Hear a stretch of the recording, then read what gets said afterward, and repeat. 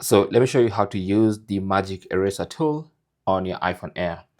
Now this is very simple. Just go to your gallery and pick that image that has something you want to erase. So let's say for this particular photo, I want to get rid of this car.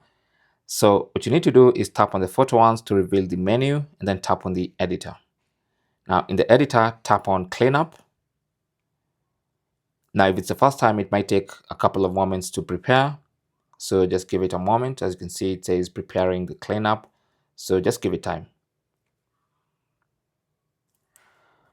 So you can see it's already detected that that's what's supposed to be cleaned up, but you can clean up something else. Now what you need to do is just draw a little circle around the object or the item you want to clean up, and then it's going to get removed from that particular image. So it's working, and there you go. So that was a really good job. So now you can tap on done, and that's it. Okay, so that is basically how to use the magic eraser tool on your iPhone Air.